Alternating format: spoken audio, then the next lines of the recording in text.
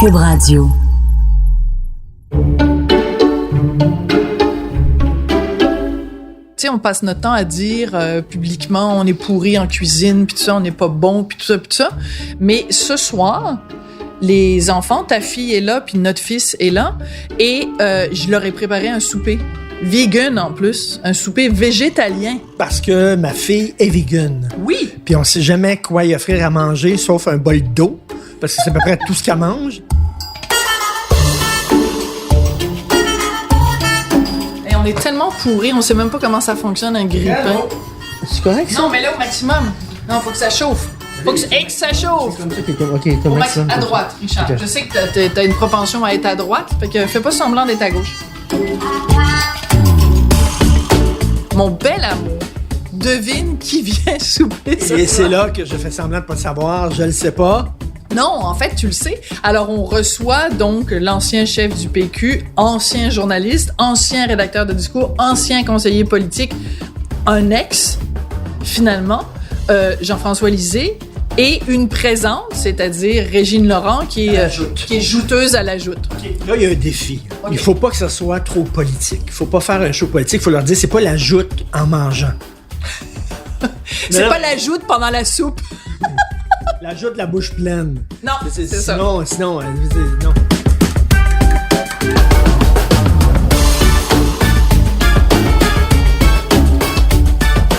Mais ce qui va être le fun, c'est que Jean-François, on le connaît, et il est très baveux.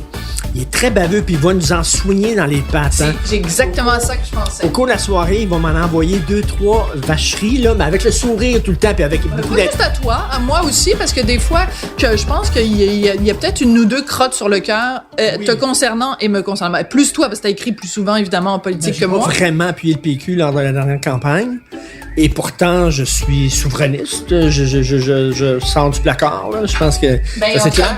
dans son livre, il te sort du placard parce qu'il te nomme comme indépendantiste en disant que finalement, la quadrature du cercle du PQ, ce serait d'arriver à rallier toutes sortes d'indépendantistes de toutes sortes de couleurs et il te nomme là-dedans. Ben, il était trop à gauche pour moi, mais en tout cas, on en parlera, mais on veut parler de plein d'autres affaires aussi. Je suis très contente de recevoir Régine Laurent parce qu'on se le cachera pas, des femmes d'opinion au Québec avec du front tout le tour de la tête, qui ont peur de personne et qui sont capables de donner des coups et qui sont capables d'en recevoir.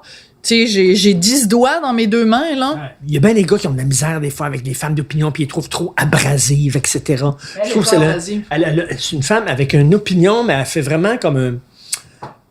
C'est comment dire? Main de fer dans un gant de velours. Exactement. Hein? Ouh, un gant de velours. C'est ça. Comment ça fait que t'es à court de mots, toi? Richard Martineau, à court de mots, ça arrive jamais, ça? Ouais, ça me stresse un peu, cette rencontre-là. Mais pendant que je prépare le hamburger végétalien, serre-moi donc un verre de vin, parce que, tu sais, c'est comme, je sais pas, t'es sobre, puis je te reconnais pas. Non. Ah, c'est parfait. OK, c'est bon, parce qu'on veut pas que ce soit brûlé. Shit! OK, j'ai sorti les pains du toaster exactement au bon moment. Je suis extraordinaire en cuisine. Et quand les gens vont écouter ça, on va être déjà déménagé. Mais Ouais. nous, on déménage pendant 3-4 jours, puis on est super stressés à cause du déménagement. Et en plus, on reçoit quand même de la grosse gomme à soir. Fait que, tu sais...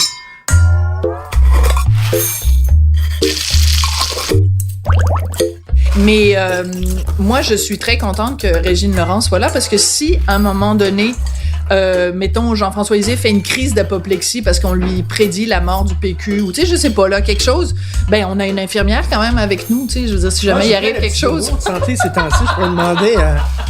il faut que je passe mon test de prostate. Benoît Dutrisac, qui s'est fait faire le truc colorectal. Oui. Et là, Benoît, il arrête pas, là, à tous les 3 jours, il dit, faut que tu y ailles, Richard, faut que tu y ailles, Richard, faut que tu y ailles, Richard. Fait que là, il faut que j'y aille. Oh, il est là. Oh, bon, la réponse au prochain épisode, les invités viennent d'arriver.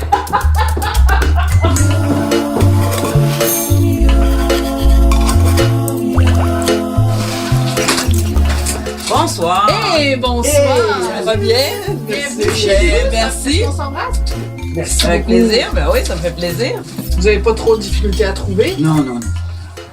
Mais vous savez, j'ai une nouvelle application que mes jeunes garçons m'ont appris. Waze. Il est mon meilleur ami. Merci. Waze. C'est-tu assez Moi, extraordinaire? j'adore les jeunes pour ça. Ils me gardent moins analphabète. Exactement. C'est drôle, ça t'avertit, nid de poule à 400 mètres. Là, tu dis que t'es à Montréal. Oui, puis là, je me dis, je fais quoi? Une fois que tu me l'as dit, je fais quoi, là? Tu sais, bon, au moins, tu peux ralentir. Mais au moins. Régine, cette année, les nids de poules sont particulièrement C'est creux. débile. Non, c'est quelque Ils sont chose. Là. énormes. Mais moi, comme je prends toujours le même chemin quand je pars de chez nous, par exemple, pour aller à la TVA, je les connais, les nids de poules. C'est rendu mes amis, je les connais, je le sais, il va en avoir un là, puis il va en avoir un autre là, puis... Faudrait leur donner un petit nom. Hey, salut Non, Gilbert! Non, mais là, c'est assez, là, parce que le petit nom serait pas très politiquement correct. Non. Ah oui. Non, non. c'est ça. Non. D'ailleurs, je me demande, dans un État laïque, est-ce qu'on va avoir encore le droit de sacrer puis de dire les Christines des poules? Dans mon cas, c'est trop tard. C'est trop Je vais tard. continuer de Vous sacrer. sacrez beaucoup dans la vie de tous les jours? Pas Ah toujours très oui. chic. Pas toujours Puis- très chic. Puis devant vos enfants? Oui, puis là, ils me font des gros yeux. Ah, Parce ben que, là, c'est parce drôle. que ils me mettent devant mes propres contradictions. Un satané nid de poule, c'est pas la même chose que dire un tabarnak de nid de poule. C'est pas pareil. M'excuse? Le bien que ça fait ici, là, il est Ah. pas pareil. Ça libère. Mais Régine, rappelez-moi, Ouais. vous êtes née ici? Non, non, je suis arrivé ici, j'allais avoir 12 ans. On est arrivé en juin, j'allais avoir 12 ans en octobre. Donc, vous êtes vraiment devenue québécoise quand vous avez commencé à sacrer. Boum, là, c'est vraiment, là... Non, avant ça, quand j'ai commencé à l'école secondaire, parce que moi, je suis arrivée, puis ils ont dit à mes parents, comme c'est pas le même système, donc j'ai refait la 6e année, mais moi, j'avais déjà mon certificat d'études primaires en Haïti, 6e année. Et quand je suis arrivée au secondaire, puis que là, le fun a pogné, là, oui. Et en plus, moi, j'étais la seule des 4. Je suis allée chez les guides. Et là, j'ai découvert les régions du Québec. Et chez les guides, j'ai appris à sacrer. C'est les guides. c'est trop drôle. Hey, j'étais scout, moi! J'étais J'ai appris scout, ça. on est Moi, j'étais la seule chez nous qui partait les camps d'hiver. J'ai adoré ça. Et ensuite, on avait un gros camp l'été, là. Puis on allait vraiment dans le bois avec les vieilles grosses tentes d'armée, c'est génial. Mais- avec les feux de camp. Je pense que j'ai commencé à aimer le Québec et les C'est ça que régions j'allais avec dire. les guides. Quand on observe une société et qu'on observe la façon dont cette société-là prend soin de ses membres les plus vulnérables, On dit beaucoup. donc dans un hôpital, peu importe notre condition sociale, On c'est est là qu'on est le vulnérable. plus vulnérable. Tout à Donc, fait. la façon dont une société traite ses concitoyens les plus vulnérables, ça en dit long sur cette société-là. Absolument. Oui. Moi, quand j'ai étudié, on m'a dit, moi, j'allais m'occuper des malades. Oui. C'est Malade. simple, là. La Ouais, personne non, est Ça le malade. dit, justement, ça montre son état de vulnérable. Tout malade. à fait. Et Moi, maintenant, j'allais m'occuper c'est des un malades. bénéficiaire. Non. Après ça, on m'a dit, non, Régine, t'es trop rétrograde. J'étais jeune pourtant. On va s'occuper d'un client. Ben, voyons, un client. Un client. Comme Un chez client. Walmart. Exactement. Après ça, on a eu les clients, les patients. Les patients, c'est celle-là qui m'a le plus enragé. Ben oui. Parce que tu fais juste attendre. Tu fais juste attendre. Fait que tu peux être 28 heures à l'urgence, comme t'attends en ligne, mettons, le lendemain de Noël, là, Ouais. dans les magasins. Fait que c'est bien correct. Puis après, Les mots veulent dire quelque ben, chose. tout à fait. Fait que c'est Jean-François qui arrive. Justement, nous, on a été patients de l'attendre. Il arrive en retard. Est-ce que ça va bien, Jean-François? Moi, ça va très bien. OK. Je t'ai apporté des fleurs. Ah, ben... Je t'ai apporté du comment? porto. Oh! Merci. C'est donc bien fin. Comment ça va? Merci. Merci de me Jean-François. recevoir. Ben, Merci. écoute, c'est super gentil. Ben, c'est la moindre des choses. Il faut savoir respecter nos autres. Ben, Puis écoute, puis C'est ça- bien, parce ça- que j'avais rien d'apporter. Ah ben, pas grave. on va dire C'est pas grave. qu'on s'était coordonnés. Oh, merci. Merci. Je reconnais le gentilhomme en toi. Lui, il est habitué, il y a eu une co-chef. Alors, il pourrait dire, vous êtes co-responsable des fleurs et du porto.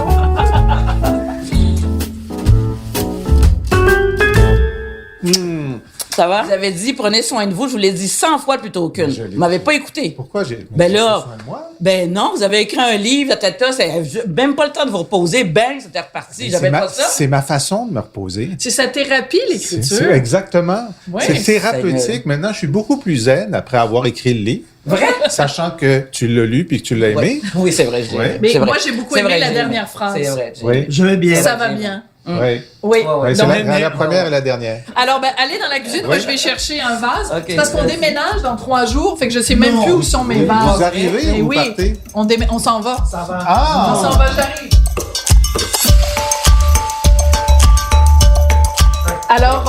Jean-François, quand on t'a invité, tu nous as dit, moi, je veux être avec Régine Laurent. Alors, c'est l'occasion de lui dire tout ton amour. C'est ça, pourquoi donc? Pourquoi ça m'a stressé depuis ce temps-là. Absolument. Ah oui, ça m'a stressé. Oh mon Dieu, J'avais le choix entre toutes les autres personnalités québécoises. J'ai pensé qu'on se limitait au Québec. Bon. Barack Obama... il était pas libre ce soir-là. Ouais. Puis j'ai dit, moi, Régine Laurent, parce que je l'aime bien depuis longtemps. Elle a fait une contribution considérable à nos débats sur la santé, à la condition de vie des infirmières. Puis là, je peux vous donner un scoop. J'ai vraiment essayé de la convaincre de se présenter pour nous. On est vraiment surpris. Oui. Mais tu sais que tous les partis l'ont fait. Ça. Oui, mais pas tout seul. Mais si j'avais décidé d'aller en politique, puis je vous l'avais dit, là, ce serait avec le PQ. Mais d'ailleurs, ma question... Pourquoi vous l'avez pas fait? Parce que j'étais épuisée. Je venais de quitter pour ma retraite et j'étais vraiment, vraiment épuisée, à terre. J'avais la conviction que si je prenais pas du temps pour moi, j'allais tomber malade. Moi, je suis convaincu que sur l'axe qui relie la politique et les médias, vous allez vous croiser. C'est-à-dire que, Régine, vous allez peut-être faire le saut en politique et toi, Jean-François, on va te voir dans une émission comme l'ajoute. En train de mettre commentateur. Est-ce que ça se fait que vous allez vous croiser sur l'axe? Moi, j'espère Parce que moi, je passerais pas là. J'espère que Régine en politique, pour moi, ce serait une très bonne chose. Ouais. Moi, elle ajoute moins bien. Pourquoi? Not so much. Pourquoi? Bernard Landry, en toute bonne foi, et Dieu est son âme, allait donner des entrevues à LCN ou ailleurs, et parfois contredisait, sur un point mineur peut-être, ce que faisait l'aile parlementaire du Parti québécois. Okay. À Québec, on entendait parler pendant 3 jours, parce que le Parti libéral nous le mettait dans la face, puis... Tu sais, ça nuit. Alors moi, je ne veux pas nuire, je veux aider. Et c'est tout en ton honneur parce que tu dis que ma carrière personnelle pèse moins dans la balance que la cause que je Ma défends. loyauté à ma cause, à mon équipe, à mon parti. On va trinquer. Oui. Santé, au plaisir. Merci belle pour l'invitation. rencontre. Merci. Très heureuse d'être avec Jean-François. Vous connaissez bien? Oui, et on se connaît antérieurement. Parce que, je ne sais pas s'il se souvient, mais il y a un congrès qu'on organisait. Il faisait partie des conférenciers de notre congrès. Ça avait été un très bon succès parce que, qu'est-ce que vous voulez, c'est un bon orateur, on peut pas y enlever, tu sais. Il a le sens de la formule et du punch, et c'est pour ça qu'il serait bon commentateur. Tout à fait, oui.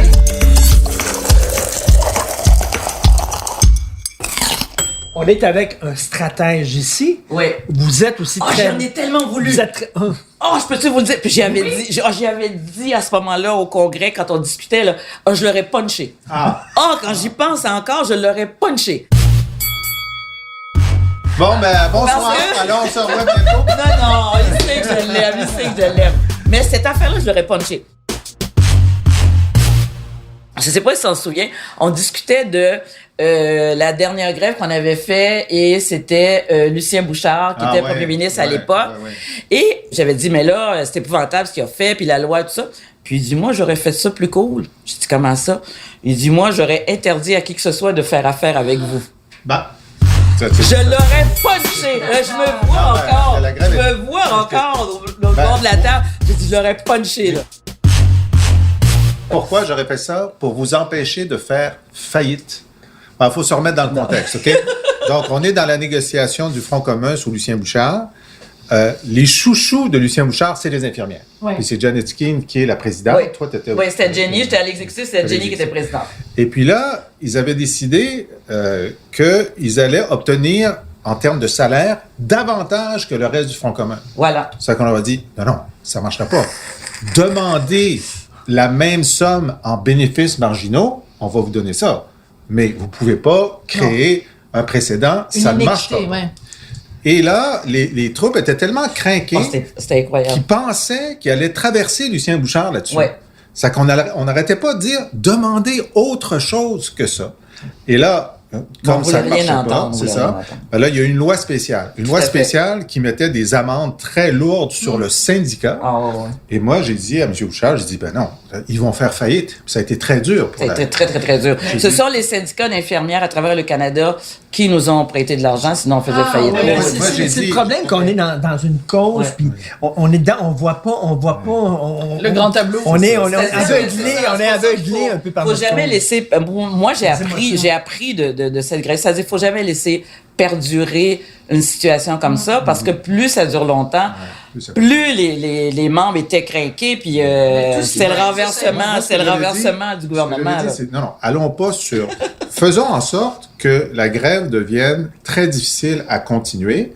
Puis, puisque la grève est illégale, ben, il n'y a pas un imprimeur qui peut faire affaire avec la FIC. Personne ne peut faire affaire avec la FIC pour les transporter, etc. Bon, mais on met pas la FIC en faillite. Non. Je trouvais que c'était à la fois plus soft, moi, j'ai trouvé ça terrible. mais aussi de dire, ben, c'est illégal d'aider une grève illégale. Bon, ben là, c'est l'occasion de la réconciliation ce soir.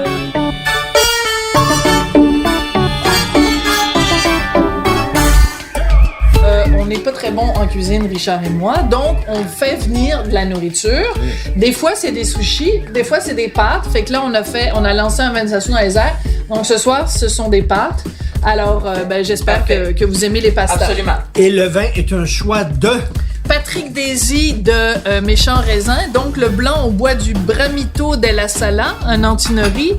Et dans le rouge, on boit un Brancaia 2015 de Toscane. Bah.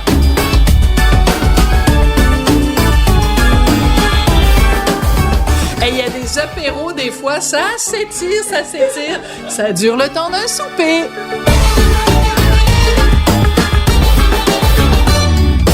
Avant que tu arrives, Jean-François, on parlait avec Régine et Régine nous disait qu'un petit peu que quand elle a senti qu'elle était devenue québécoise, c'est quand elle a commencé à sacrer. Ah oui.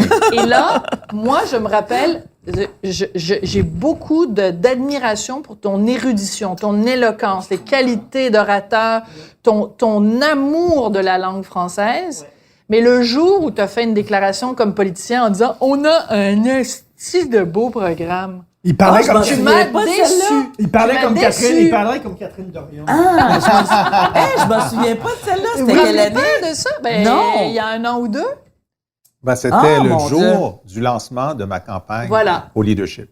Et la phrase exacte, c'était? On sera pas un bon gouvernement, on va être un hostie de bon gouvernement. Et cette journée-là, tu m'as déçu, Jean-François, puis je te dis ça, je veux pas te mettre sur la sellette. Moi, j'aimais ça. Ben, moi, j'aimais pas ça parce que je trouvais que c'était comme si Bernard Landry se prenait pour Michel Chartrand. Tu comprends? Pour parler comme tout le monde, t'as pas besoin de dire hostie. Fait que pourquoi t'as dit hostie cette journée-là? Ben, bon, d'abord, c'est vrai que je sacre très peu, même en privé. C'est vrai? Quand ça arrive, il y a hostie puis il y a tabarnak qui vont sortir, mais comme 3 fois par année, là. 3 fois par année. Il faut vraiment... Les années bissextiles. Ou les 29 février. Mais, et c'est sûr que, moi, je trouve que quelqu'un qui sacre pas souvent, quand il sacre, c'est sérieux. Puis là, le monde s'en rend compte. Okay? Puis je pense que l'utilisation du sacre dans l'univers lexical québécois, ça doit exister. Il ne faut pas en abuser, mais ça fait partie de nos outils de communication. Alors, quel était mon problème? C'est toujours, on essaie de résoudre des problèmes. Mon problème, c'était que, comme j'avais l'audace de dire, je vais devenir chef du Parti québécois en proposant pas de référendum dans un premier mandat, on va le réussir en 2 mandats, les gens disaient, c'est impossible. Jamais tu seras chef du Parti québécois si tu n'as pas de référendum dans le premier mandat. Ben, j'ai dit, on va voir, on verra, OK? Puis là, ils vont t'accuser de ramener le bon gouvernement. Ouais. Et le bon gouvernement, c'est bizarre, mais dans notre société, l'idée d'avoir juste un bon gouvernement, ça suffit pas. Non. C'est qu'il fallait que je dise que ce serait plus qu'un bon gouvernement. Puis j'avoue que j'ai jonglé avec ça pendant les dernières 48 heures. Je dis, comment est-ce que je vais dire que ce ne sera pas un bon gouvernement ordinaire? Plus. Ouais. Et je n'ai pas trouvé de bonne façon de le dire. Et je me suis retrouvé dans la mêlée de presse et ça m'est venu. Sur le coup. Je m'étais dit, je pourrais dire un hostie de bon gouvernement, mais je dirais pas ça, parce que Sophie sera pas contente. Bon, mais justement parce que c'est pas mon langage, mais au moment de le dire, le mot m'est venu, c'est le seul qui faisait la job, et je l'ai dit. Et on s'en est souvent parlé, Sophie et moi, souvent à quelques reprises, et la théorie de Sophie, là, je parle pour elle. Je fais mon macho, elle est là, on va voir. C'est correct? Je parle pour elle, mais elle dit, Jean-François avait cette étiquette de coller d'intellectuel et tout ça. Il voulait rejoindre le bon peuple. Donc, il a sorti un gros sac en disant « Je suis capable de parler comme vous ». Bon, écoute. Mais moi, c'est quoi notre problème? C'est quoi notre problème avec les intellectuels? Ben, moi, quelqu'un comme Jean-François Lisée, je suis en admiration. Ben oui. C'est quelque chose. C'est quoi notre problème avec les intellectuels? On veut juste avoir des moyens puis des crétins? Mathieu Bocoté, il y a des gens qui disent il parle trop, c'est trop compliqué ce qu'il dit. Voyons, moi, je veux quelqu'un qui va me pousser, me tirer vers le haut, qui va m'obliger à aller plus loin. Mais vous avez posé dans ma la très bonne question. Voyons. La très bonne question, Régine, parce que dans plein d'autres pays, quand les gens occupent des postes importants, quand les gens accèdent à des postes importants, on les admire justement pour les qualités qui les ont amenés là, c'est-à-dire, entre autres, une qualité de réflexion. Oui. Sont des gens qui sont capables de s'exprimer. Le bon choix des mots, parce qu'on s'en parlait avant que tu arrives, Jean-François, les mots sont importants.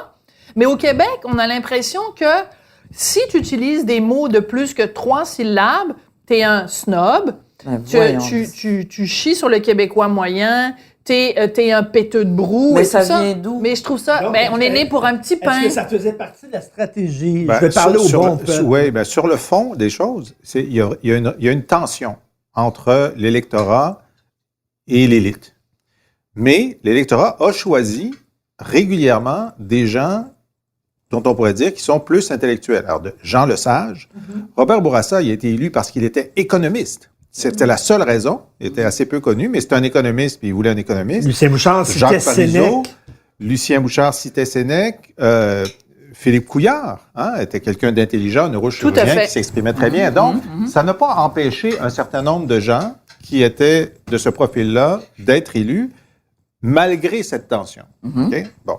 Cela dit, oui, je savais qu'une partie de mon problème de relation avec l'électorat, c'était que j'avais été défini comme intellectuel, snob, prétentieux, etc., en disant le mot hostie, qui était, je veux dire, je l'ai dit là parce que c'était le seul disponible, puis il faisait la job, mais ça avait l'effet collatéral positif, effectivement, de dire au premier jour de sa campagne, il sacre.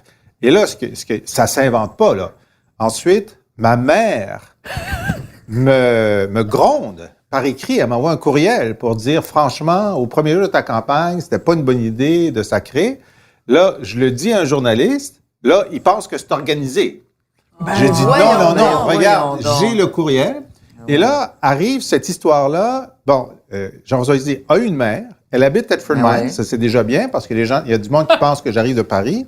Il se fait engueuler par sa mère, il s'est excusé à sa mère. Tu peux pas inventer une séquence la première semaine de ta course au leadership qui te rend plus humain que ça. Mais t'aurais pu dire un maudit bon gouvernement. T'as dit un hostie bon gouvernement. Moi, j'aime mieux hostie que maudit, mais ça, c'est moi. Mais c'était signifiant, c'était le bon mot pour expliquer ce que je voulais dire à ce moment-là au Québec.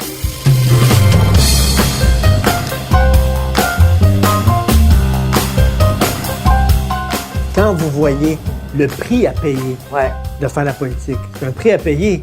Et moi, j'ai énormément de respect pour les gens parce que c'est un prix à payer familial, c'est un prix à payer amoureux, c'est un prix bon. C'est très dur. Là. Mettons, vous avez été approché par des partis politiques. Est-ce que vous êtes prête à payer ce prix-là? Moi, j'ai une cousine qui est ma cousine Marie-Hélène, qui est comme notre matriarche de la famille. Puis elle m'a dit, la journée que tu me dirais que tu vas en politique, je te fais voir un docteur. Ah oui. Parce que elle connaît... Un psychologue, un psychiatre. Genre, oui, un psychiatre. Parce qu'elle me dit, je connais ton tempérament. Si un jour, on touche à ta famille, à ton intégrité, à tes enfants, tu es capable de mettre le Québec à feu et à sang. N'y va pas. N'y va pas. Mais ça, c'est intéressant parce que moi, j'ai toujours trouvé que, par exemple, je me rappelle en 2012, pendant la crise étudiante, il y avait des étudiants qui avaient manifesté, corrigez-moi si je me trompe, devant chez Jean Charest, mais sa résidence personnelle. Ça, c'est Raymond Bachand, qui était ministre des Finances, mariait son fils. Son fils se mariait pendant le conflit, et les étudiants en avaient beaucoup contre Raymond Bachand, parce qu'évidemment, tout partait de lui, puis c'était les frais de scolarité, etc.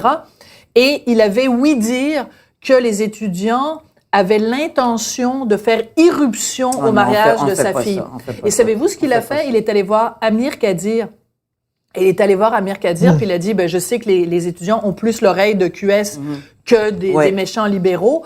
Et Amir Kadir lui a dit, t'en fais pas, Raymond, on n'est pas du même bord politique, mais je m'en occupe. Et je ne sais pas exactement ce qui s'est passé. C'était noble de la part d'Amir Kadir. C'était très noble. Mais moi, j'ai beaucoup... Amir Kadir, il y a bien d'affaires que j'aime pas, là. Non, mais moi, j'ai beaucoup de... Et donc, tu te rends compte que... Moi, là, Raymond Bachand, il me racontait ça, puis je me disais, hey, tabarnouche, tu peux bien faire de la politique puis défendre tes opinions, mais quand il y a des tapons qui disent, on va aller interrompre le mariage de ton fils. Attends une minute, Lynn Beauchamp, il y avait des trucs, des bombes, là, quasiment, là. Il y avait des trucs sur son... Ils avaient l'intention d'aller poser des dispositifs explosifs sur son balcon. Sur son balcon de sa résidence ministre privée. de l'Éducation.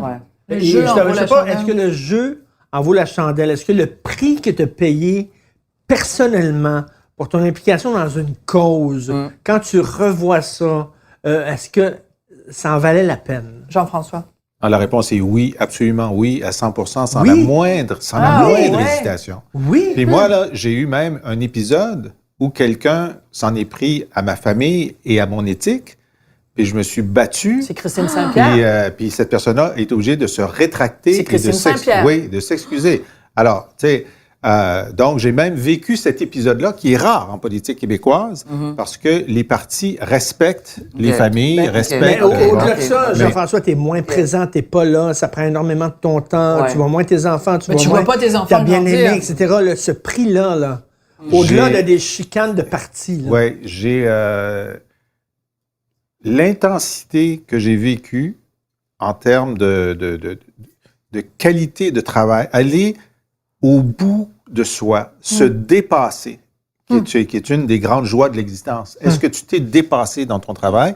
Est-ce que tu as eu un impact positif sur la vie des gens? Bon, puis je peux voir dans mon comté le nombre de personnes que chaque semaine, on a aidé à régler des problèmes qui, pour nous, sont mineurs. Mais est-ce que tu as eu un prix à payer dans ta vie privée de ça? Oui, bien sûr, bien sûr. Non, mais la vie, c'est pas un long fleuve tranquille, là. Là-dessus, je le comprends très bien. Tu sais, moi, à tout un autre niveau, mais les années où j'ai été président de la FIC, c'était d'une intensité, mais je ne regrette et je n'ai jamais regretté une seconde. Jamais, jamais. Et pourtant, pendant ce temps-là, vous étiez moins, évidemment, physiquement moins présent. C'était des heures de fou. Mais, oui, tout à fait.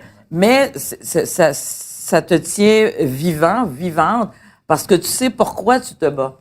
Et à chaque fois que j'allais, par exemple, dans des régions et tout ça, j'avais le visage d'une personne qui était venue me parler, qui m'a dit, moi, Régine, là, c'est ça mon problème. Mais Régine... ça me restait dans la tête. Je vous pose la question, mais pendant que vous aviez le visage d'une personne que vous ne connaissiez pas, vous n'aviez pas le visage des gens qui étaient le plus près de vous. Oui. Alors, mes garçons ont dit que ils ont fait du syndicat pas par choix, mais en même temps, ils ont dit ça nous a fait grandir. On a compris l'engagement social de notre mère. Et aujourd'hui, ils sont dans un chemin que peut-être j'aurais préféré moins difficile, parce que je leur dis, c'est difficile quand tu fais de l'engagement social aussi, c'est difficile quand tu prends ce chemin-là. Mon plus jeune, je suis rentrée à la maison et j'ai dit, écoute, qu'est-ce que t'en penses? Je pourrais me présenter comme président de la FIC et tout ça, qu'est-ce que t'en penses? Et sa réflexion a été la suivante. Une phrase, Claude. Il dit, si tu y vas pas, tu vas le regretter. En plus, tu nous as toujours dit qu'il fallait jamais reculer. Fait que l'élastique m'est revenu en plein front. T'es bien élevé, cet enfant-là. Et il m'a dit, tu connais rien dans les nouvelles technologies, moi, je vais t'aider pour ta campagne. Oh, c'est trop mignon!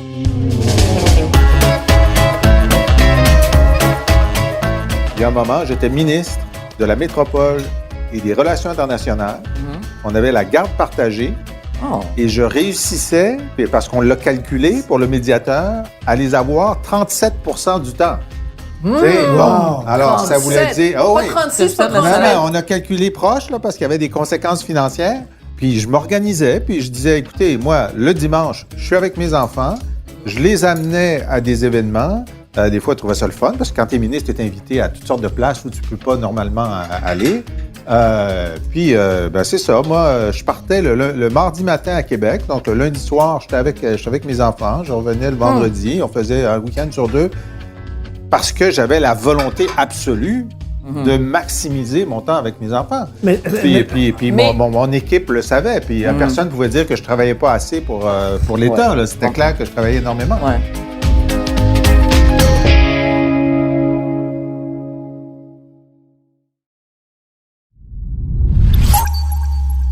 Les Québécois voulaient vivre leur moment CAQ. Ils étaient écœurés des deux anciens partis. Ils voulaient balayer surtout Ils les voulaient libéraux. essayer de faire que...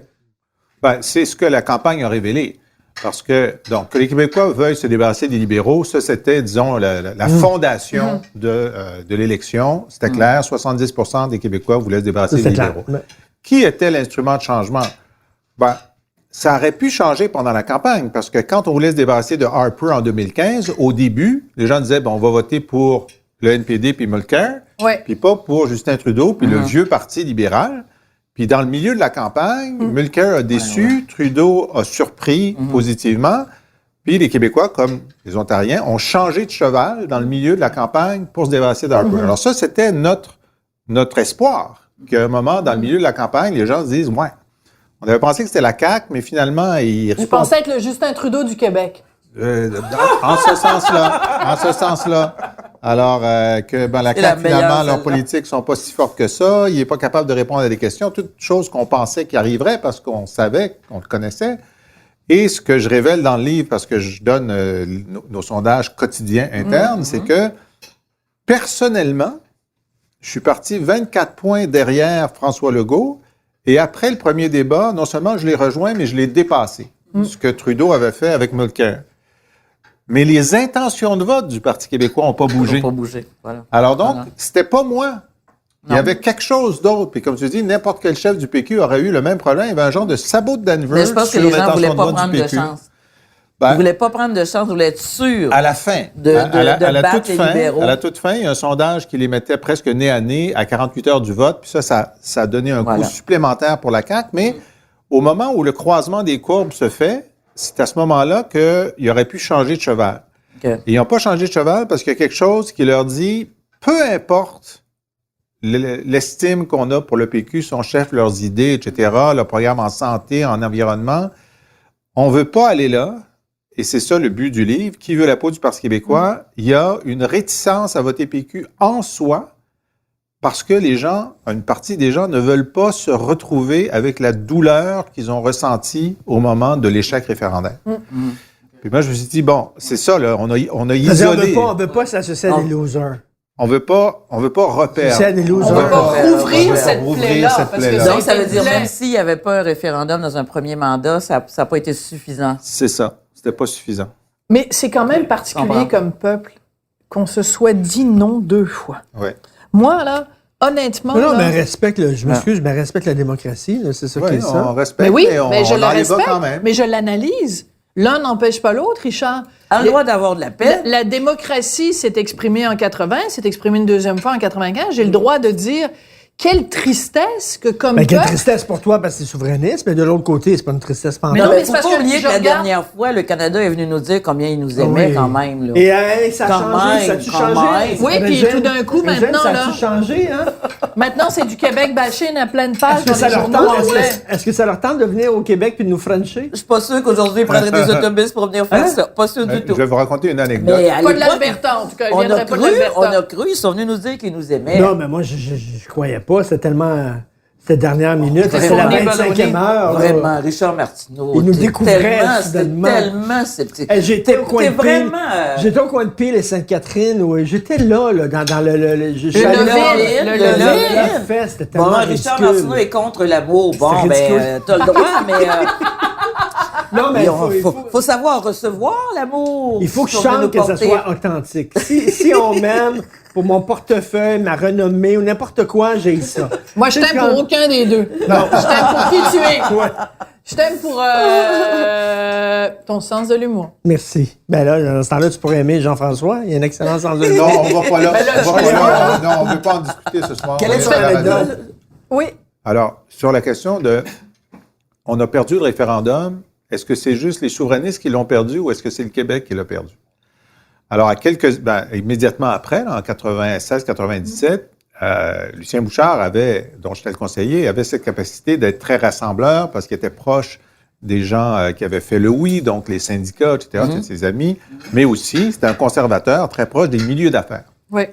Et là, il y a un soir, un groupe de gens d'affaires, dont plusieurs sont très, très identifiés au Parti libéral, qui se réunissent pour lui dire que s'il s'engage à pas tenir de référendum, ils vont appeler à voter pour lui, ils vont lâcher les libéraux. Parce qu'il aime lui, il aime ses politiques économiques, etc. Wow. Okay. Et puis comme là, un chantage affectif. Wow. En tout cas, ils disent ce qu'ils pensent, puis ensuite, c'est à Bouchard de décider. Wow. Et puis là, il y en a un que je nommerai pas, mais qui était officiellement au Parti libéral. Ouais. Et qui dit, Monsieur Bouchard, de toute façon, avec vous autres, les péquistes, on perd tout le temps les référendums. Puis là, j'ai entendu, il a dit, on perd tout le temps. Mais toi, tu es dans le camp du non, mais tu considères que tu as perdu. On perd tout le temps. Et je trouvais ça très intéressant parce que ça voulait dire qu'une partie des gens qui ont voté non considèrent quand même que c'est une défaite. Ouais? Je comprends. Oui. Mais c'est vrai que c'est douloureux. C'était des défaites douloureuses. Non, mais même les gens qui ont voté non, ils voulaient quand même que la menace souverainiste soit assez forte pour faire peur au Canada. C'est-à-dire le couteau sur la gorge, on voulait pas serrer le couteau. On voulait garder le couteau sur la gorge. Je pense que ça, il y a des gens qui veulent pas la séparation, mais qui veulent que la menace reste là. Ouais. Mais là, on est en train de revivre un petit peu de façon soft. Ben oui. Justement, là, on a un gouvernement. Écoutez, il n'y a rien que fait François Legault qui n'est pas fait par un autre premier ministre provincial régulièrement, défendre l'Alberta, défendre Terre-Neuve, on l'a vu souvent. Donc, il le fait, mais c'est considéré par le Canada anglais comme une agression. Et là, on mange ensemble la veille du dépôt du projet de loi sur la laïcité, qui va déclencher une réaction de rejet du Québec qu'on n'aura pas vu depuis la Charte et ensuite la loi 101. Et vous allez voir, là, je vous fais cette prédiction, enregistrez-la. Il y aura dans les jours qui viennent, au Canada anglais, une pression pour que le gouvernement fédéral désavoue la loi. Il y a un vieux pouvoir de désaveu qui est tombé en désuétude dans la Constitution canadienne qui fait que le Canada peut dire d'une loi provinciale qu'elle ne s'applique pas. Elle n'a pas été utilisée depuis un siècle. Ça serait le bout du bout. Pierre Trudeau avait été appelé à l'utiliser contre la loi 101. Et là, vous allez voir, il va y avoir un débat. Est-ce que Justin Trudeau doit désavouer la loi québécoise sur la laïcité? Il me semble qu'il y a d'autres problèmes à régler. Mais est-ce que c'est possible que, justement, avec la loi sur la laïcité, c'est possible aussi que on va se faire dire un gros non d'Ottawa? Mais ça fait plusieurs gros noms d'Ottawa qu'on se fait dire, justement, dans le domaine de la santé puis dans plein d'autres domaines. Puis à un moment donné, les gens vont peut-être se rendre compte que à chaque fois que le Québec émet le début du commencement de l'amorce de quelque chose qui ressemble à se tenir debout, on se fait dire non par Ottawa. Fait que ce sera peut-être pas la question de la langue puis de l'immigration et tout ça, mais à un moment donné, peut-être les Québécois vont se rendre compte que la seule façon dont on peut se faire respecter, c'est de quitter ce pays-là. Mais il y a peut-être aussi le fait que, là encore, les jeunes aujourd'hui voient le monde comme un grand village aussi. Ben oui. On leur a ouvert beaucoup de portes. Mais et on leur a dit, allez-y dans le grand village. Donc, il y a ça aussi dans leur tête. C'est pour ça que je dis, il faut que les Jean-François Lisée de ce monde puissent leur dire aujourd'hui, qu'est-ce que ça veut dire le Québec indépendant de façon claire, concrète, adaptée à aujourd'hui. Moi, quand je vais dans les universités, je commence toujours avec le consentement et la permission. Oui, de l'eau. Parce que les jeunes détestent qu'on fasse des choses sans leur consentement ou qu'ils doivent demander la permission pour faire des choses. Et c'est comme ça. Oui, c'est non, Jean-François. Alors, donc, j'explique comment le Québec doit demander la permission pour faire un certain nombre de choses. Ah, c'est bien. Et qu'on n'a jamais vraiment consenti à notre présence dans le Canada. Puis là, je retourne dans l'histoire. 82, ça. Puis même avant, je raconte, puis ça, je dis, il y a personne qui sort de la salle, je raconte l'élection fédérale de 1867, qui a été l'élection référendaire sur notre entrée dans le Canada, et que ça a été la plus grande fraude de l'histoire des élections, même selon les critères de l'époque. Puis je le raconte dans le détail, puis les gens n'en reviennent pas. Il n'y a jamais un moment où les Québécois ont consenti à être à l'intérieur du Canada. Ça, c'est la première chose. Puis à la Constitution de 82, qui s'applique, je dis, bon, ben, il y a des fédéralistes dans la salle. C'était quoi le résultat du référendum pour la Constitution en 82? Mais il n'y en a pas eu. Mais là, les plus jeunes ne peuvent pas penser qu'on a adopté une Constitution sans référendum. C'est antidémocratique. Puis là, dire, oui, c'était quoi? Quel est le résultat? OK. Est-ce que quelqu'un se souvient du résultat? Il n'y a pas eu de référendum. On n'a pas été consulté. On n'a pas été consentant. Bon. Et là j'admets que j'ai perdu mon plus gros argument. À l'époque, je disais, il y a une majorité au Québec pour légaliser le pot, mais l'Alberta ne nous laisse pas faire.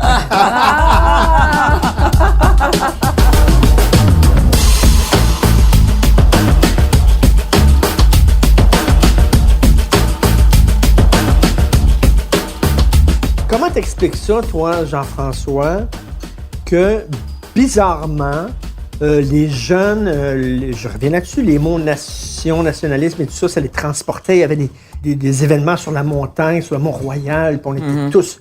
Les jeunes étaient... Tu disais jeunes, ils étaient évidemment indépendantistes. Et là, il y a eu un switch où ces mots-là sont devenus infréquentables, où c'est devenu des mots radioactifs. Et je l'ai déjà écrit, c'est pas Jean-François Lisée qui a perdu les élections, c'est l'époque qui a fait en sorte que le PQ ne colle plus avec la jeunesse parce que soudainement, des mots qui étaient des mots porteurs et des mots nobles sont devenus des mots infréquentables. Est-ce que tu as senti le vent tourner? Comment tu peux l'expliquer? Ben, c'est sûr que d'abord, il y a une montée de l'individualisme et une baisse du goût pour tous les projets collectifs. Il y a une montée de la méfiance envers les élites, toutes les élites politiques, religieuses, économiques. Il y a juste 15 ans, les élites économiques étaient très bien vues. Maintenant, elles ne le sont plus. Il ne reste plus que les pompiers. Le Québec Inc. Il ne reste plus que les pompiers et les infirmières qui sont très aimés. Alors donc, ça rend tout projet collectif plus difficile à vendre, à rassembler. Bon, ce qui ne veut pas dire qu'il ne faut pas essayer. Hein, mais il faut dire que la jeunesse québécoise se mobilise pour des grandes causes qui ne sont pas individuelles. Le fait qu'il y a eu 150 000 personnes dans les rues pour l'environnement, puis on dit que c'est un des plus grands rassemblements qu'il y a eu en Occident, ben, moi, ça me met de bonne humeur. Tu sais, ils ne sont pas juste sur leurs jeux vidéo, ils sont sortis pour l'environnement. C'est une cause qui les dépasse. Le printemps érable, on peut dire qu'il n'aurait pas dû boire de la sangria, bon, etc. Je comprends tout ça, Richard. Très drôle! Ça a été des moments magnifiques. Mais ça a été des moments de mobilisation. On peut en débattre. La manifestation contre l'engagement en Irak, à Montréal, à moins 15. Ouais, à moins 15, à la guerre, c'est comme le facteur vent. On devrait tripler l'évaluation du nombre de gens. Parce qu'ici, à moins 15 par rapport à Boston ou à Los Angeles. Alors OK, mais si, mettons, les gens sortaient par milliers pour une cause d'extrême droite, tu dirais c'est fantastique. Les gens sont sortis dans la rue. C'est inspirant. Je serais moins enthousiaste. Ben, c'est ça, mais là, mais quand même, on dit, est-ce qu'il n'y a plus aucune cause commune qui peut mobiliser les jeunes? La réponse est non. Il y en a. Il y en a. Est-ce que la cause nationale peut redevenir une cause de mobilisation des jeunes? Moi, je suis assez vieux pour savoir que la constante dans l'histoire politique des peuples, c'est la surprise. Les pendules reviennent, les choses qui étaient disparues reviennent. Le balancier. Et le balancier revient. Ça nous rend très humbles, d'abord, sur notre capacité de faire changer le cours des choses. Mais ça nous dit, écoutez, c'est pas fini. Il n'y a rien de fini. Ça se peut qu'on soupe ensemble encore dans 5 ans puis qu'il y ait une montée forte du nationalisme chez les jeunes. Une chose que j'ai dite le soir de la défaite, j'ai dit, il faut quand même admettre que avec ces jeunes qui ont voté PQ, mais surtout Québec solidaire, ils ont entendu parler d'indépendance. Et même si l'indépendance n'est pas au cœur du programme de Québec solidaire, il le normalise auprès des jeunes. C'est pas, si tu es un jeune qui vote QS, l'indépendance, c'est pas ringard parce que QS ça fait partie de leur programme, bien sûr. Ouais. Alors, c'est pas, je dis ça de façon lucide, je pense que QS, je l'explique dans mon livre, a fait en sorte qu'un scénario vraisemblable, si on avait fait le pacte que je proposais en 2017, c'est qu'aujourd'hui, on serait ensemble au pouvoir et on aurait le gouvernement le plus écologiste de l'Amérique du Nord. Jean-François, tu t'es fait fourrer par QS.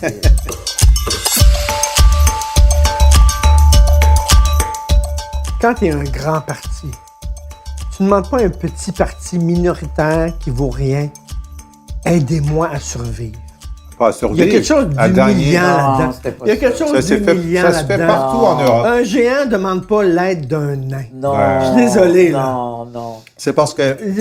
Non, moi, j'avais compris le côté rassembleur de toutes les forces souverainistes. Moi, je trouvais qu'il faut être desperate de demander au petit cul, j'ai besoin de toi. Non, moi, c'est la division à l'intérieur des forces souverainistes qui m'a fait dire que c'était une bonne idée. Mais quand le grand demande au petit cul, peux-tu m'aider? Le petit cul, soudainement, est investi d'une force incroyable. Et là, se dit, tabarnak, c'est moi qui ai le gros bout du bâton. Fait que négocio. m'a claqué la porte d'en face, puis c'est moi qui vais être big. Non, mais c'est pas parce que... En disant ça, tu lui donnes un pouvoir énorme qu'il n'avait pas. C'est toujours un risque. T'es pas obligé d'être couillon avec le pouvoir non plus, là. C'est toujours un risque. Toute construction de coalition est un risque. Lorsque, avec Jacques Parizeau et Lucien Bouchard, on s'est mis à courtiser Mario Dumont pour être dans la coalition du oui en 1995, il dirigeait le parti qui s'appelait l'Action démocratique du Québec, qui a maintenant été fusionné dans la CAQ. Ça lui donnait un pouvoir extraordinaire. Et ça a été très compliqué. Et on a réussi. Mais il y a des bouts de la négociation où la résistance au sein de son exécutif était très forte. OK, excuse-moi, Jean-François. Excuse-moi, il faut que je te dise. Il faut que je t'arrête là-dessus. Tu ne peux pas comparer une coalition entre le PQ et Feu l'ADQ, qui défendait des propositions tout à fait légitimes, intelligentes. Oui, là. Oui.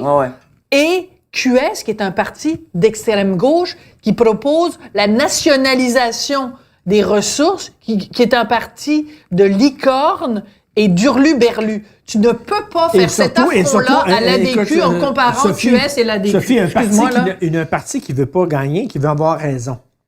L'ADQ voulait gagner. L'ADQ voulait faire partie du pouvoir. QS voulait avoir raison. C'est pas la même chose, là. Le prix à payer est élevé, là. J'ai pas la même lecture, parce que l'ADQ, à l'époque, c'était l'ADQ hard. L'ADQ voulait privatiser le système de santé, privatiser le système d'éducation, avoir le système de voucher, etc. Et ils allaient très loin, là. Il y avait des choses avec lesquelles on n'était absolument pas d'accord. C'est comme les QS de droite. Mais c'était pas ça la question. C'est la droite-droite, puis QS, c'est la gauche. La question, c'était, au-delà de nos divergences profondes et réelles, y a-t-il un bien commun plus important sur lequel on va travailler temporairement et ensuite, on reprendra nos batailles? La réponse était oui avec l'ADQ, et à mon avis, la réponse était oui avec QS. Et ce que j'explique bien dans le livre, c'est que nous avions des interlocuteurs qui disaient oui. Et non seulement ils disaient oui, ils se battaient. Nous, on suivait ça sur YouTube, là.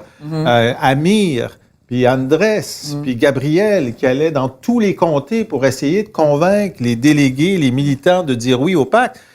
Ils ne faisaient pas semblant, là. Ils y croyaient. Je le pense sincèrement qu'ils y croyaient. Et donc, ils se sont fait avoir eux-mêmes. Ils ont été mis en minorité par leurs délégués. Okay? Nous savions que les électeurs de QS voulaient le pacte à 90%. Nous voyons que la majorité des co-porte-paroles en haut voulaient le pacte et se battaient pour. Ce qu'on ne savait pas, c'est entre les deux, les délégués, qu'est-ce qu'ils allaient faire? Les délégués étaient majoritairement contre. Et à l'intérieur du politburo, il y avait une majorité contre aussi. Bon, alors, on peut dire, regardez, Véronique et moi, nous aurions dû avoir une meilleure lecture de la réalité QS que celle qu'Amir et Andrés nous donnaient. Je suis d'accord. On aurait dû le savoir mieux qu'eux. Mais avec les conditions d'information que nous avions à l'époque, ça fait partie du calcul du risque pour le bien commun.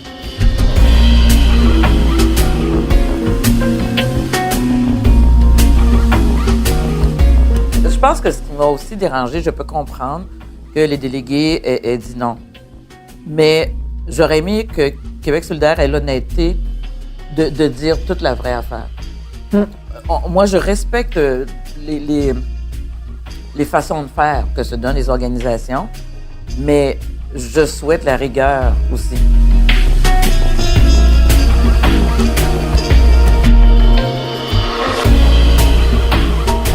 Mettons, tu te promènes rue Sainte-Catherine, OK? Tu croises des gens. Bon, tu croises plein de gens. Les gens, dans leur tête, ils se disent « Ah, regarde, elle est donc bien drôle, ses cheveux sont bizarres, il me semble qu'elle a des cheveux blancs, comme elle est un petit peu si. » Même que les gens ne te connaissent pas, on a tous des opinions les uns sur les autres. On se promène dans la rue, on se fait une réflexion mentale. Les médias sociaux, c'est comme si tu te promenais sur rue Sainte-Catherine et que tu t'arrêtais chacune des personnes que tu croises en disant « Qu'est-ce que tu penses de moi? » Me trouves-tu belle? Mon Dieu, une femme avec des cheveux grosse? Une femme avec des cheveux gris devrait pas être à la télé. Bon. Non, mais c'est fou, alors que Richard, il a les cheveux blancs. Toi, Jean-François, t'as les cheveux blancs. Ah oui, ben, je veux dire, t'as le droit. Ben oui. Hey, wow. Ben oui. Mais ça passe à la télé, un homme avec des cheveux blancs. C'est ça.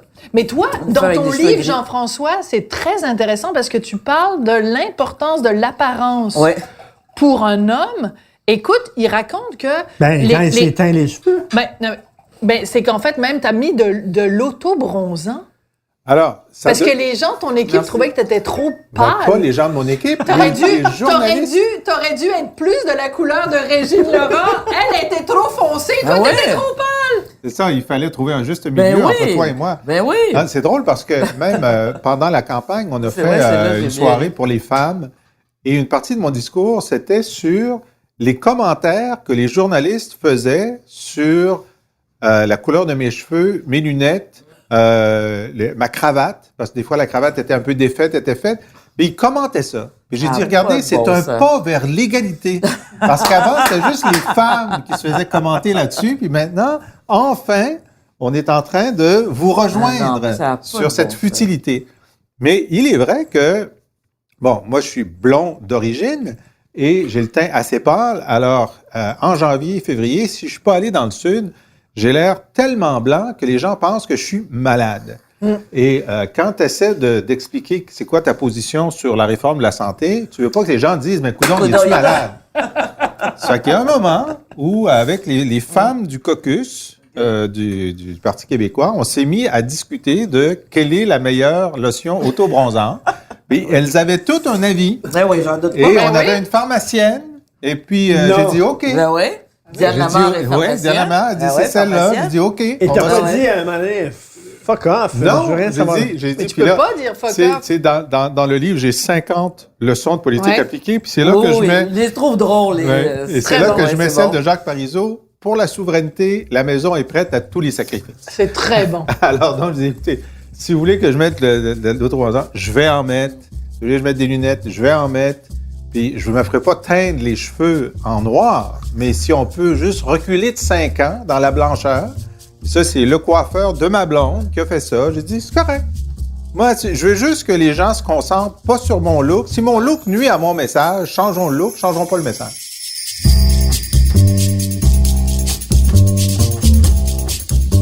T'as la couenne dure, puis t'es capable d'en prendre, puis t'es fait femme, mais reste que quand même, Christian, à un moment donné, t'as dû angoisser un peu. Là, écoute, c'est lourd à porter. Pendant là, que ça se passe, puis je le raconte dans le livre, tu sais, à un moment donné, Patrice Roy, que j'aime beaucoup, que je connais depuis très longtemps, fait des entrevues. Son père? Je connaissais son père. Et fait des entrevues en juin. Et puis, la première question qu'il me pose, c'est, est-ce que ça vous traverse l'esprit que vous allez être le dernier chef du Parti québécois? D'abord, je me dis, c'est absurde. C'est une question qui est absurde. Même si ça allait très mal, même s'il y avait 0 député, il va y avoir un autre chef après moi. Je dis, mais là, je vois que c'est la première question d'une entrevue qui va être très vue, parce que ça va être sur tout le réseau de Radio-Canada. Ils font une grosse promotion. Je dis, wow, tu sais, ça commence l'entrevue là, très raide. C'est vrai. Puis là, je suis obligé de ramer pour remonter ça. Mais, tu sais, quand la question vient, tu sais, j'ai comme deux personnalités. J'ai une personnalité en arrière de la tête qui dit c'est dégueulasse. Ouais. Puis j'ai la personnalité qui parle, qui dit il faut que je passe à travers ça, puis que je le fasse, tu sais, je pense aux téléspectateurs, puis dire ben non, tu sais, c'est pas ça qui va se passer, puis etc. Et alors, ben là, j'ai vu toutes les autres entrevues qui ont, les trois autres chefs ont eu des questions très faciles, comme comment ça va, Mme Massé? Puis c'était la question pour Mme Massé, c'est comment ça va? Puis la question pour parce qu'elle veut se casser la jambe. Ben oui. Puis la question pour Philippe Couillard, dont les sondages de Philippe Couillard montraient qu'il conduisait son parti à une défaite historique. La question, ça a été quelque chose comme comment vous préparez-vous pour la campagne? Puis le meneur, François Legault, puis d'habitude, on est plus dur avec le meneur dans les médias. Ouais. C'était, est-ce que vous êtes comme un sportif, là, puis vous jouez fessier en attendant la victoire? Tu sais, je dis, tu regardes les 4 questions, je dis, il y a un problème avec la mienne, tu sais. Je dis, je suis pas paranoïaque, là. Jean-François, quand tu étais de l'autre bord, quand tu étais journaliste, je suis sûre qu'une chose que tu détestais, c'était les gens, que ce soit des politiciens, des hommes d'affaires ou peu importe, qui disaient, c'est la faute aux médias. Ouais. Je suis sûre que ça te puait au nez quand tu étais à l'actualité, quand tu étais toute ta carrière de journaliste, tu devais détester ça. Puis là, aujourd'hui, parce qu'il y a eu cette défaite-là du PQ, une partie de ton livre, pas tout ton livre évidemment, mais une partie de ton livre, c'est la faute aux médias. Donc, c'est un petit peu... Je trouve que c'est un petit peu facile. Quand tu étais journaliste, t'haïssais ça. Puis là, maintenant que tu es de l'autre bord, tu dis « Ah, c'est la faute aux médias. » C'est un peu plus nuancé quand même. Oui, tout est plus nuancé. Lorsque j'étais journaliste, j'étais très critique de certains comportements des médias. Et d'ailleurs, une fois, j'ai eu un scoop, puis quand je l'ai eu, j'ai dit « Jamais plus je ne ferai ça. » Je vais vous le raconter. C'était, il y a un monsieur, un économiste qui s'appelait André Reynaud, qui était député du Parti libéral. Je ne sais pas s'il avait eu le temps d'être ministre, mais en tout cas, il y a un jour où il décide de se retirer. Puis, il y a 2 journées très importantes en politique, la journée où tu entres, la journée où tu sors. Alors, j'avais appris que ça se pouvait qu'il annonce son départ. Alors, je l'appelle pour dire, est-ce que c'est vrai que vous allez annoncer votre départ demain? Alors, il refuse de confirmer ou d'infirmer. Ce qui veut dire, pour un journaliste, il refuse d'infirmer, donc c'est vrai. Et donc, je sors la nouvelle. Et le soir, il y avait un caucus libéral, il était obligé de confirmer, donc il a confirmé aux journalistes avant de l'annoncer aux députés, il l'avait dit au chef, puis le lendemain, j'ai scrappé sa sortie, OK?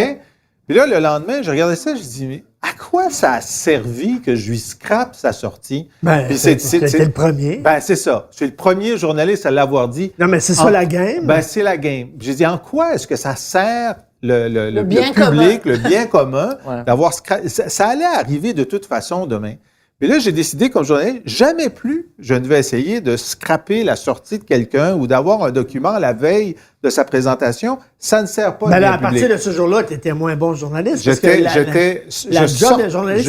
de la norme. Je vais aller sortir une information dont personne ne veut parler. Je vais aller dénicher un secret, comme les dossiers secrets de Bourassa en 92. J'en ai eu des scoops, des vrais scoops. Pas le scoop que tu l'as la veille que ça va être public. Bon. Sur la question du narratif de la mort du Parti québécois, les médias relaient ce narratif de façon très forte. Et puis là, une fois que j'ai établi ça et que je l'ai démontré, je disculpe les médias en disant « ça vient pas d'eux ». Ils relaient quelque chose qui est présent dans le corps social.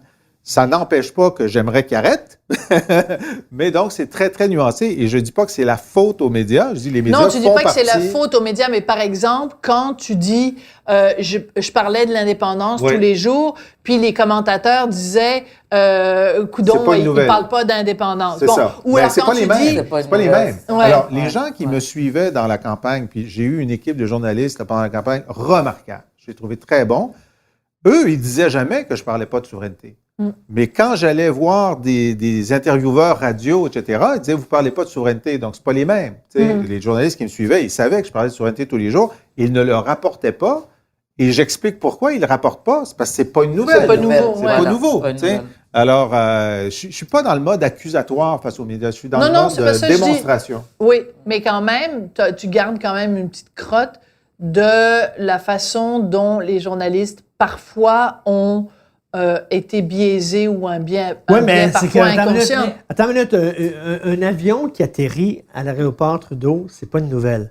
Un avion qui crache, c'est une nouvelle. Voilà. Et un parti qui est un grand parti comme le Parti québécois, qui crache, c'est une sacrée nouvelle, ça. Oui, mais excuse-moi, la défaite du Parti nouvelle, libéral, ça. ça a été humiliant aussi. Puis la façon dont les journalistes ont traité l'écrasement d'avions du Parti libéral est pas du tout la même méthode. Par exemple, je donne cet exemple-là. Nous, on que perd l'écrasement du 3, PQ, là. 3 députés.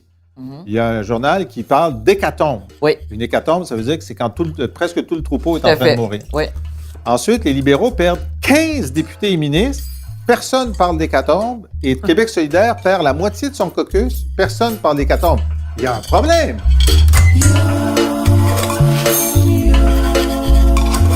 Ça, c'est le gâteau, là. Oui, gâteau aux carottes Gâteau carottes. avec des morceaux d'ananas préparés par un restaurant italien qui s'appelle Villa Armando. Mais c'est très drôle parce que c'est une Québécoise qui est mariée avec un Italien et elle a décidé de faire le dessert selon sa vieille recette familiale québécoise. Donc, tu as un Carottes. restaurant italien avec un gâteau aux carottes, une recette des ancêtres québécois. C'est un petit peu le symbole aussi de Super bon. le métissage québécois.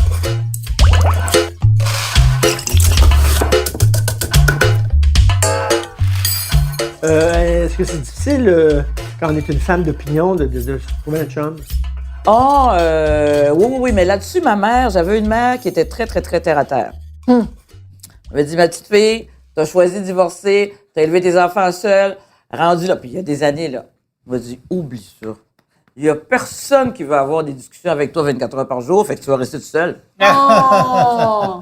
Et Ben, qu'il y a quelqu'un dans votre Elle avait vie? raison. Elle avait Elle avait raison. raison, ma vieille mère. Oh. Elle disait pas toujours des niaiseries. Non, mais c'était... Puis en plus, c'était drôle qu'elle dise ça parce que, je veux dire, si j'ai appris d'elle aussi, là. Est-ce que vous croyez que les hommes ont Parce peur que c'était des une femmes femme d'opinion? d'opinion.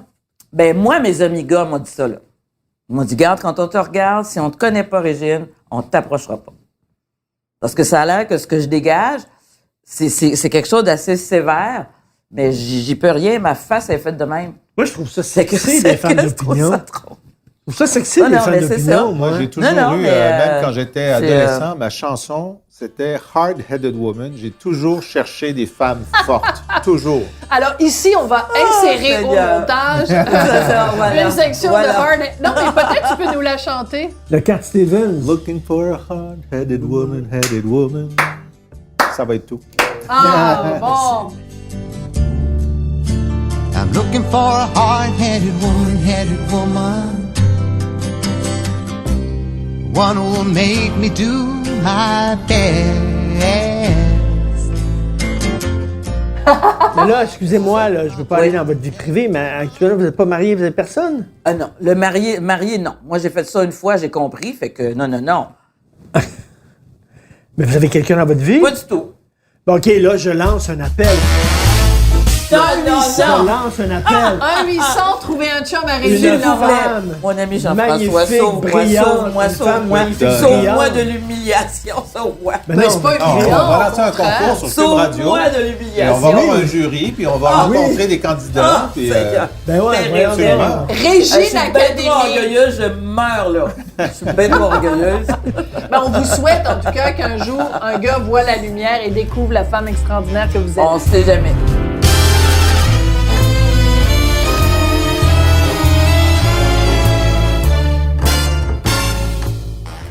Est-ce que ta blonde, elle est un peu soulagée que tu sois plus en politique? Parce que c'est très demandant. En même temps, peut-être qu'elle aurait aimé que son chum, je sais pas si c'est son chum soit premier ministre du Québec, c'est sûr, mais est-ce qu'elle est... Tu sais, c'est exigeant, maudit. Elle a récupéré son chum, là. Oui, mais non, je pense qu'elle n'est pas soulagée. Elle est. D'abord, elle a adoré la campagne. Elle a adoré? campagne. Ah oui, Ah! elle a fait la campagne avec nous. Moi, je elle l'ai était, elle vu, était sur l'autobus. ouais. Elle faisait Ouais. des smoothies tous les matins.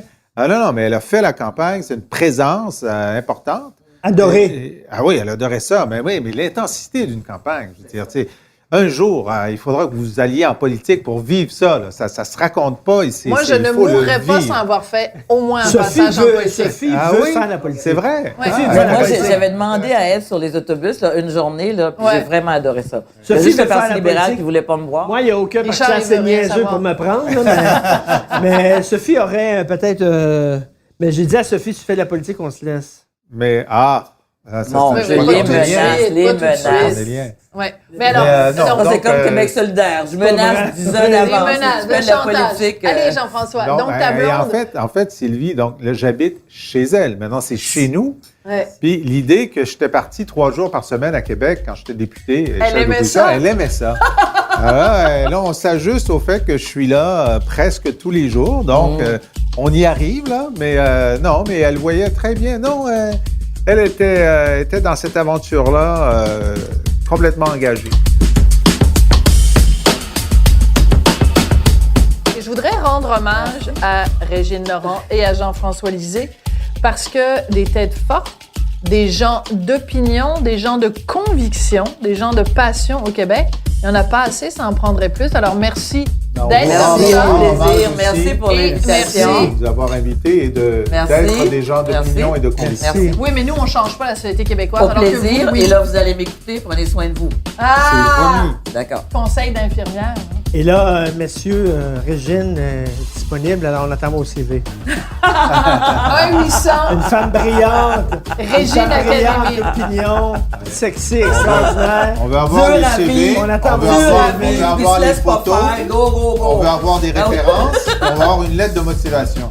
OK. Donc, vous êtes le trio, On est le jury. Ouais. D'accord. Oui. Ben ouais. Occupation double pour Régine Laurent.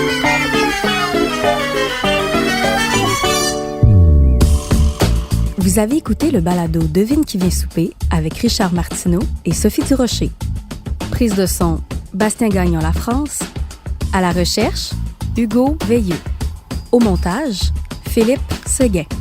Co-réalisation, Anne-Sophie Carpentier. Chef réalisateur, Bastien Gagnon La France. Une idée originale de Mathieu Turbide. Une production Cube Radio.